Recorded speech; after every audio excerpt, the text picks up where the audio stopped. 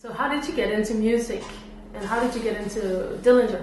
I got into music, I guess I got into music from my parents, I think, and growing up when MTV hit the scene, and I remember just, watching TV with my cousins and seeing, those old MTV commercials, and just the whole thing was very exciting, and then you get a little older and stuff like, I remember very specifically like the Paradise City video, and you see something like that and you're like, damn, that looks like fun.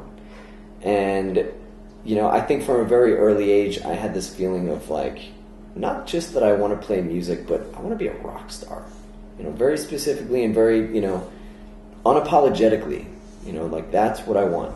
And I kind of figured if I just get good at something, if I get good at this music thing, it'll just happen. And to some degree, I guess I've manifested that. But the industry has changed so much, and I kind of feel like I got duped a little bit. It was a lot harder than I ever expected it to be. And that's okay. It's been charming. I started playing bass at 12-ish. Pretty much the direct result of going on like I don't know if they have the same kind of thing here, but like an Outward Bound. It's almost like I don't even know how to explain it, maybe like a Boy Scout type thing, but it's not even, it was, co-ed. You'd go out in the woods for a couple weeks, you'd backpack, you'd cave, you'd go spelunking, you'd canoe, you'd, rappel and rock climb, you do whatever, all this outdoor stuff, kind of survivalist stuff. But I was like, 11. And it was just a very, very, I don't know, my soil was just very rich and waiting to be tilled kind of thing. Pre-puberty, very just open to influence. And one of the sort of mentor guides on this adventure was a bass player, and we would talk a lot about music. And at the time, I thought I wanted to be a drummer. And we would talk about bands I liked: Chili Peppers, Faith No More, Primus, Led Zeppelin, et cetera, Metallica. And he was like, yeah, all those bands have, pretty good drummers, and, but all those bands have great bass players. And, just hanging with you, I just kind of feel like your vibe is very bass player. And I sort of idolized him, and maybe at that time needed a good male role model or something, and came home and thought about my family life and was like, hey, my parents are divorced. I can't exactly take a drum set back and forth every weekend. I'm going to get a bass. None of my friends play bass. That's what I'm going to do. And I just, hit the ground running.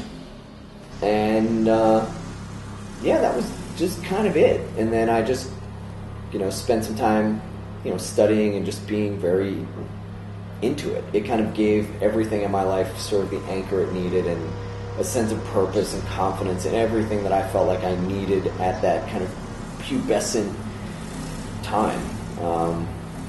And then, I played, I guess I was 12, and from 12 to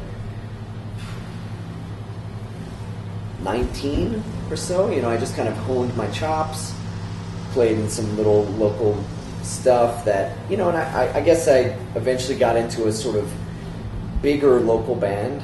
And then that kind of led into another sort of adequately sized local band, all of which taught me, different things. I had a mutual friend. I was working at a record shop. This guy, Jim Winters, who has been in a million bands, seemingly. We'd come in and we would just talk about music, and Dillinger was one of the bands that we would discuss. And I had seen Dillinger in some punk spaces in Philly, and it was just, pretty, it shattered most of my expectations, and I had zero. I went to see Coalesce. Dillinger opened. I had no idea who they were, and just, walked out with my, my mind blown. So when everything with Adam happened with his accident, Dillinger talked to Jim. I guess they had met a couple times, and they had asked Jim to play bass. He just kind of said, this is a little bit above me, or sort of like, I've played bass on some records, can't really imagine myself playing live, I'm a guitar player. He gave them my number, and he gave me Ben's number. He had never seen me play. He had only maybe heard a couple things, but just in talking, he was just like, "You're not a chump. You could probably I get the impression you can handle this."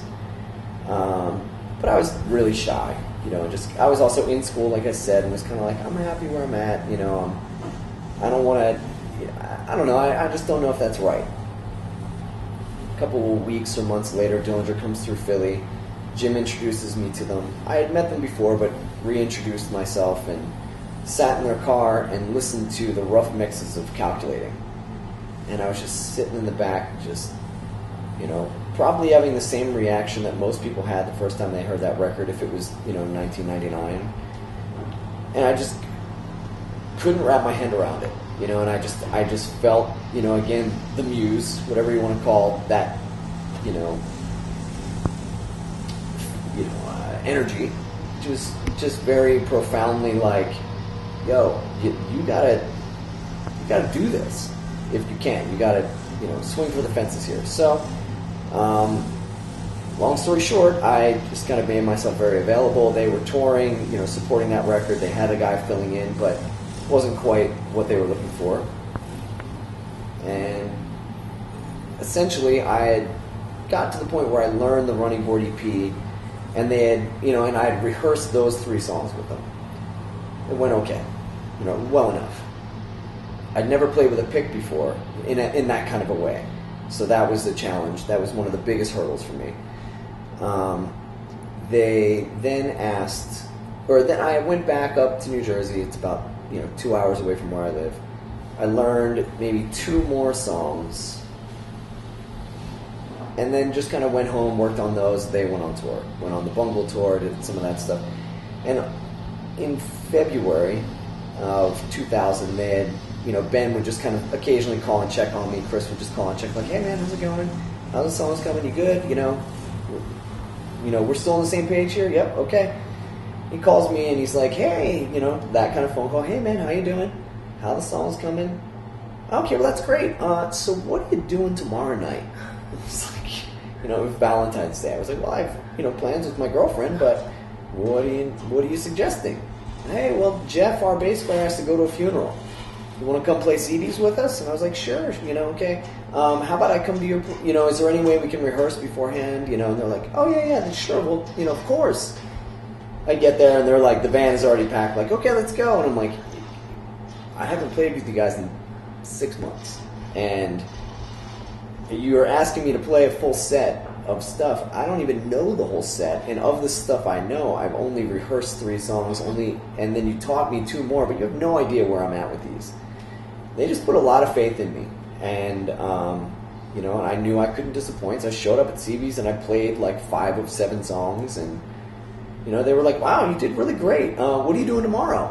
I was just like, "Okay." They were playing Philly the next day, and I was going to the show anyway. I'm like, I'll be there. Go up, play Philly, equally, great, I guess, but good enough. And then, it was, and then it was about 6 more months before I really could officially join. I had to, I wanted to finish my 3rd year of school and have a nice clean break if I ever wanted to come back. They wanted to kind of finish their touring with somebody that had already known the set. And, so that was that. And then August that year, they transitioned Jeff out and me in, and I was over. I did a 1-week tour with the Misfits, I think, at the end of October, and then Halloween, I think we left the States, and I was over here doing Dillinger's first U.S. tour, or European tour, and then the rest is history, as they say.